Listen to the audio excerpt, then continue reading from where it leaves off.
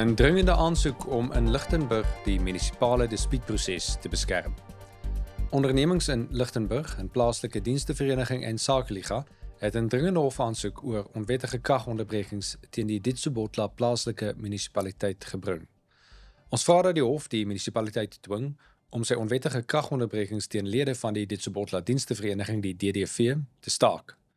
Die munisipaliteit het 10 dae gelede skielik besluit om soveel as R750.000 elk sy munisipale skuld by etlike lede van die DDV te eis, al het die partye almal geldige dispute met die munisipaliteit verklaar. As 'n invorderingsmeganisme het die munisipaliteit nou sommige lede se krag afgesny, terwyl andere met onderbrekings gedreig word. Dit is onwettig.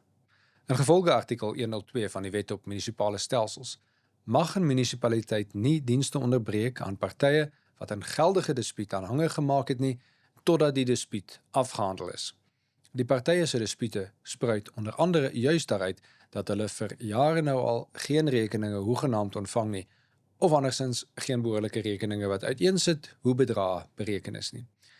Sakeliga het daarom op Saterdag 25 Mei 2024 dringende hofstukke aan die munisipaliteit beteken om kragtoevoer te herstel, waar nodig en in ander gevalle te verhoed dat kragtoevoer afgesny word. Die stukke is Maandag 27 Mei geliaseer en die saak is vir Vrydag 31 Mei in die Noordwes Hooggeregshof in Mahikeng geplaas. Sakeliga onderneem hierdie stappe saam met en ter ondersteuning van die DDV en sy geaffekteerde lede as mede-applikante.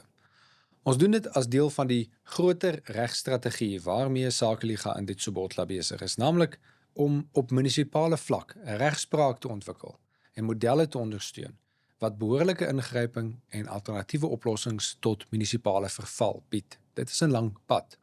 'n Belangrike aspek hiervan is om ondernemings se reg op munisipale dispute te handhaaf, sodat munisipaliteite nie arbitrêr geld kan bly hef vir onbehoorlik verrekende dienste wat dikwels nie eens gelewer word nie.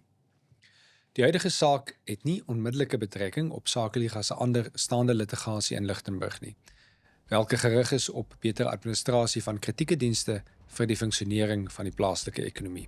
Daardie saak is steeds in proses met ons regspan wat tans korrespondeer met teenpartye op grond van vorige hofbevele en die verpligte verslae wat die provinsiale owerheid in Noordwes aan Sakeliga moet lewer.